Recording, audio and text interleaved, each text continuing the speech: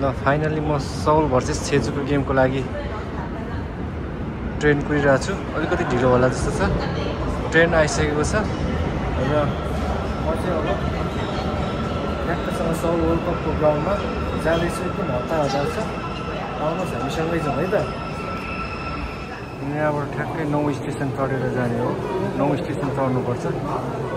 Train कुरिरहेको अवस्था र भनेको टाइममा पुग्नु पाएको छैन। आज ट्रेन पनि आएर गएछ।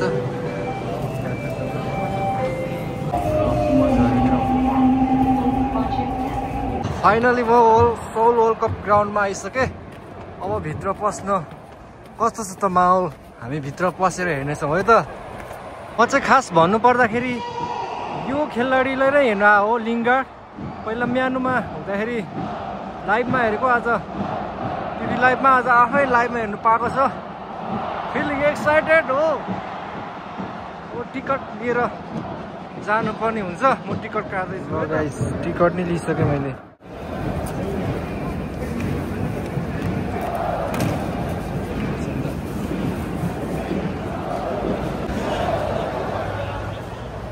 क्लक हो मेरो चाहिँ।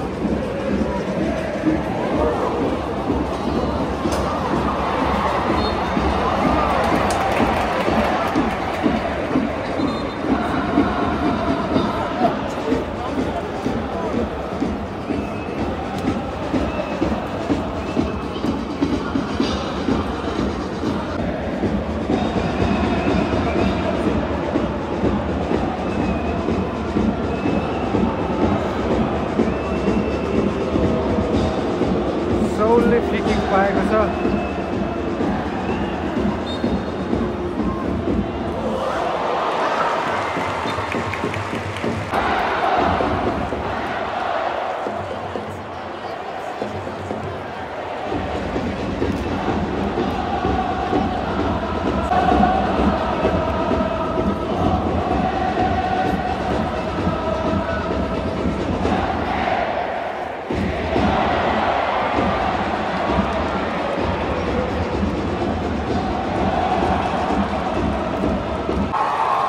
छेजुले गोल गर्ने पश्चात हल्लाको मजा छुटेछ। यता छेजुले गोल गरिसकेको छ। पहिलो हाफमा 19 मिनटको गेम चलिरहँदाखेरि छेजुले एक गोल सौल एफसीलाई गरेको छ।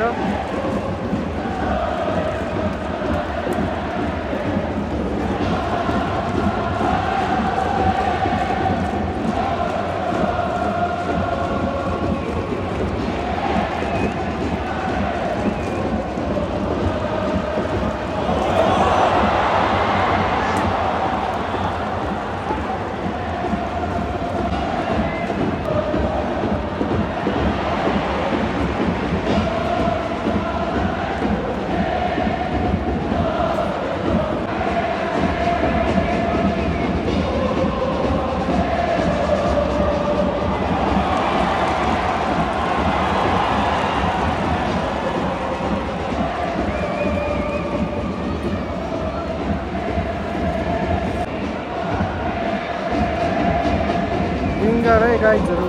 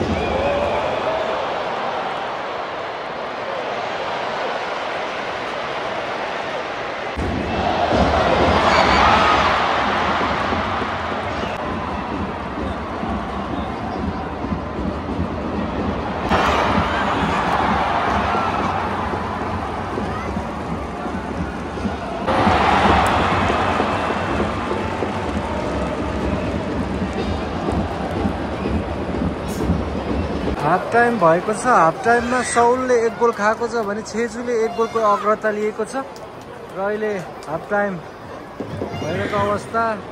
सौलको समर्थक बबाल छ भने हाम्रो छेजुको एकदम थोरै देखिएको छ र अहिले छेजुले 1 गोलको अग्रता लिएको छ हाफ टाइमसम्ममा। हेरौँ अब सौलले गोल फर्काउन सक्छ सक्दैन।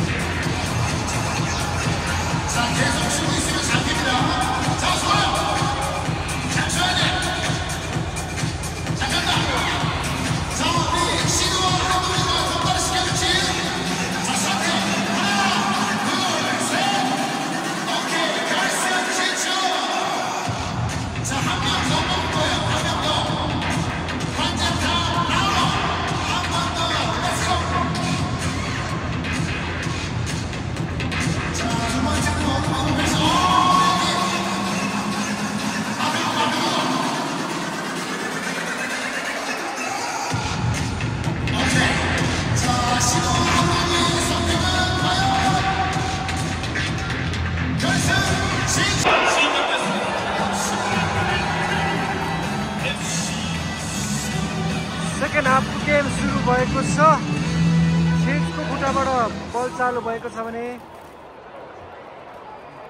गेम एकदम रोमान्टिक छ।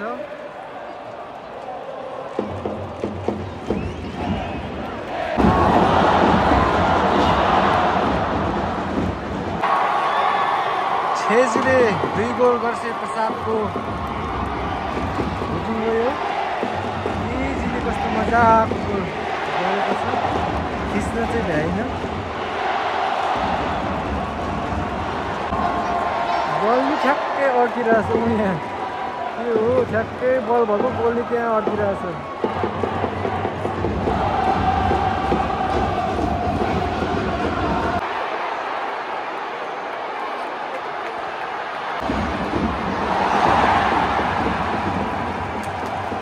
छेजुले 3 गोल लगाइसकेको छ। सौल 0 छेजु 3।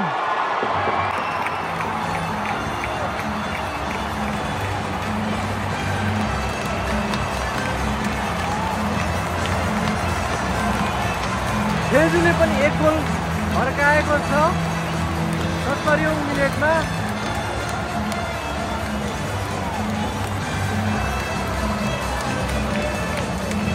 छेजुले हेर सौलले घरि चाहिँ झापु पनि हान्छ केटाहरू यार। त्यसरी झापु नहान बक्सिङ खेल्न आयो यहाँ, फुटबल खेल्न आयो नि त यार। सौलले फ्री किक पाएछ एरिया भित्रबाट।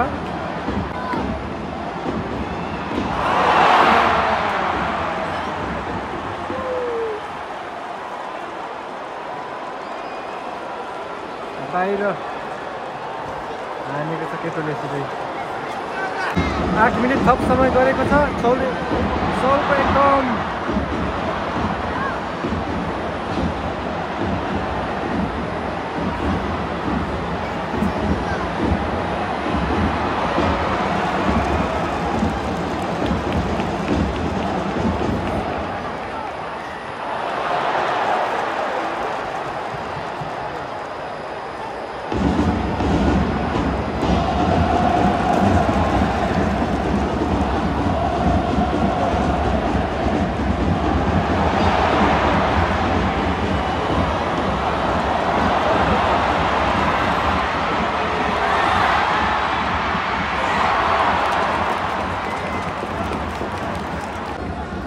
ल। अब चाहिँ जाने टाइम पनि भयो। थप मिनेट 8 मैले हेर्न सकिनँ किनभने सौल सिधै हार्ने भइहाल्यो। अब म चाहिँ बाटो लाग्नु पनि हुन्छ, घर टाढो छ, रुम टाढो छ, गाडी पाउँदैन, ट्रेन पाउँदैन। सो रमाइलो भयो एकदम। लाइभ हेर्नुको लागि एकदम रमाइलो हुन्छ। तपाईँहरू पनि आउन सक्नुहुन्छ टाइम मिलाएर। ल bye bye, see you soon, see you next video है। अर्को भिडियोमा हामी भेट्नेछौँ।